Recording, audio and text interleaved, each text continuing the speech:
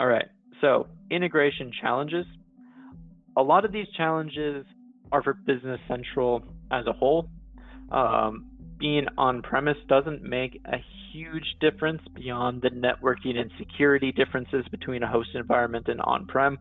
Microsoft's done a very good job of adding in a lot of that functionality, even webhooks, all of the different APIs that they support, allowing third parties to install apps very easily. So it's something that's becoming very comparable to the hosted environment, which for creating an integration means that all of the work that eOne has done to build out integration with the SaaS version, it was very easy for us to add all that capability into our on-premise version and support Business Central on-premise. But when you're working with Business Central, any Business Central, you're going to have a lot of customization. So a small customer might have a little bit of customization, but I was recently at a Microsoft event where they said the average Business Central install has roughly 30 extensions installed.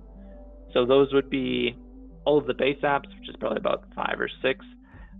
Depending on your localization, you could have 2 to sometimes 15 extensions for that.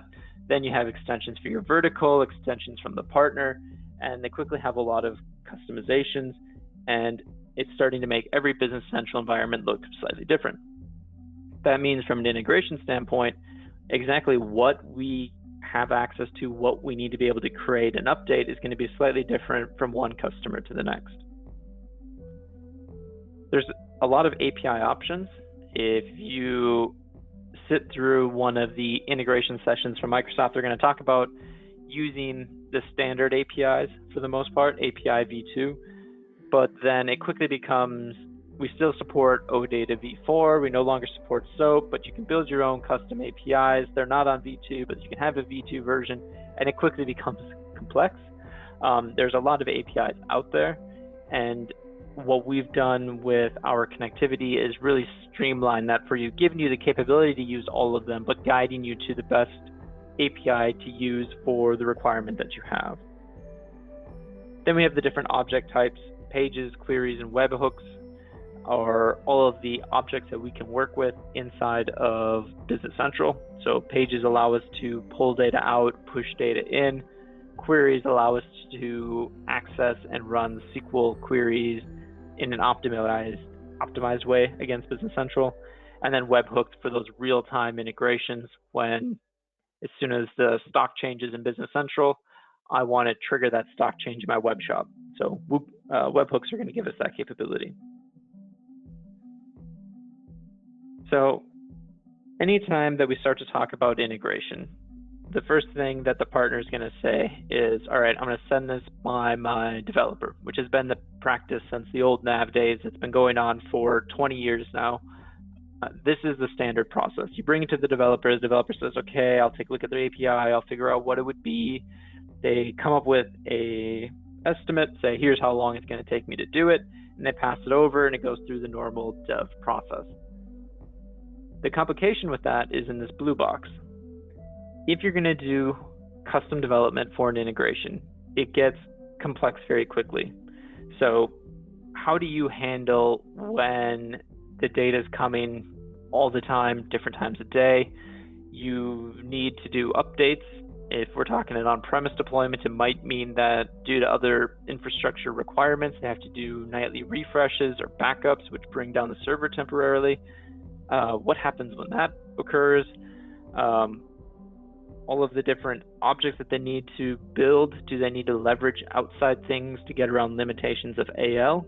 Because AL is not an integration language, it's a operating language, so it doesn't handle things quite as well as if you were to do it in Azure Logic Apps or in Smart Connect or in Power Automate. There's things that they're good at that AL just doesn't support, so they have to quickly take some of that functionality and kick it out to another process and back again.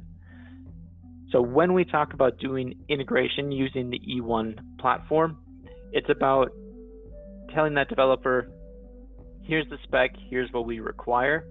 And that developer can say, okay, I see that the standard Business Central APIs either support or don't support what it is that you want to do, but I'll provide you a new API endpoint that you can use to do this.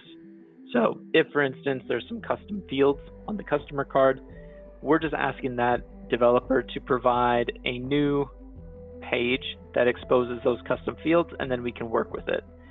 So all of this other stuff around staging and logging, events and subscribers, code units, job queues, Azure functions, all of that goes away. And we say, just give us an API page and then let the integration platform handle the integration itself. You're just making sure that the business logic stays sound. So the development is really just business logic and not integration.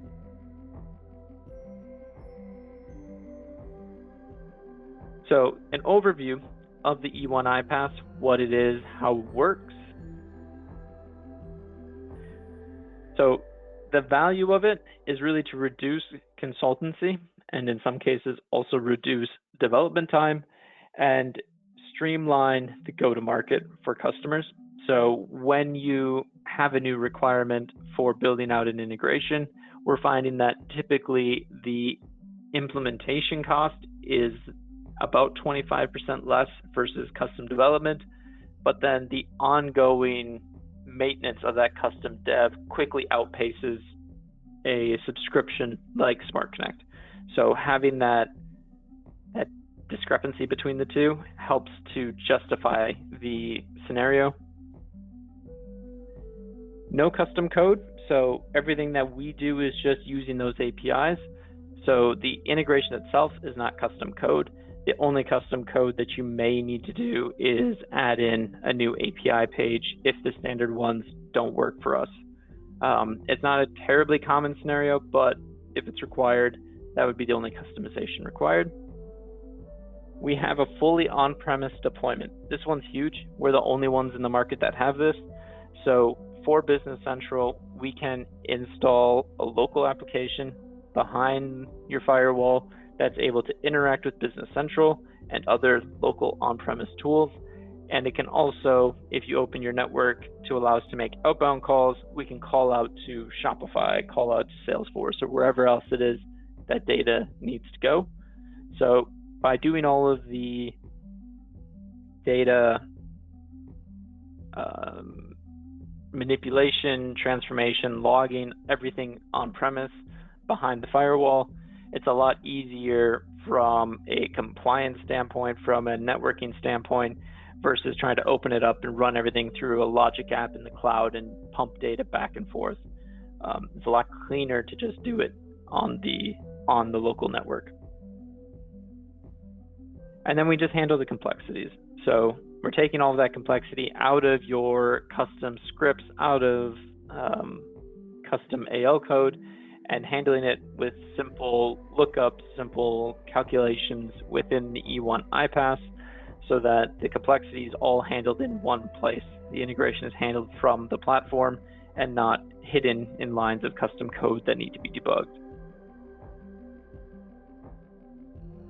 So the eOne iPaaS is split into two parts, and I'm going to show a brief example in the demo portion of how these two pieces work. So we have Smart Connect, which is move the data, and PopDoc, which is share the data. So when we talk about move the data, that's all about data integration. So anytime that your data needs to move from point A to point B, so I need to take this shipment from Business Central and send that to Shopify so that the end customer knows that it's shipped. The only way that that customer knows is if I actually take that tracking number from the warehouse and send it to Shopify. That's data integration. We do that with Smart Connect. So on the right, this is a really good visual of how the flow is going to work. We take a data source, any data source at the top. It could be Business Central. It could also be coming from somewhere else heading to Business Central. Then we can run that on any trigger you choose. So we support 3 types of triggers: real-time or webhook driven. So as soon as an action occurs in any system, we can run the integration. Change track, which would allow us to monitor for when something is changed within the system, or on a manual or scheduled basis, meaning we'll run that integration in bulk. So we might say, give me all unprocessed transaction, or give me all the inventory level of all active items to send to the web shop. Then we take that trigger, take that query data set, and we send it through a transformation. So we may need to do some data cleansing. So maybe the country is coming out of the source system with a full country name, but Business Central wants a country code. We can do those with translations, lookups, calculations, scripting if required, to clean up that data before sending it to the destination. Once we've sent it to the destination, if that system responds with an error, so maybe Business Central comes back and says, you can't create an order, this customer is blocked, we would take that message, log it into the Smart Connect log table, and then send a notification to a user via email, Teams, Slack, Trello to say, hey, something's gone wrong. Can you go fix it? This user is, or this customer is blocked. So that's where the Smart Connect scenario gets really strong, because you just have to worry about, I want to move data from point A to point B, and then we'll handle the complexities. We'll handle authentication, errors, validation, scaling, scheduling, and you can focus on business needs.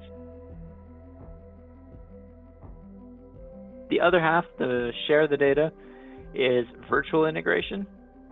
So this story is one that our on-premise customers have been getting really excited about, because it's something that Microsoft pushes a lot to sell their SaaS version of Business Central, and it's largely untapped today by the on-premise community. And what it is taking data in real time from Business Central and showing it somewhere else.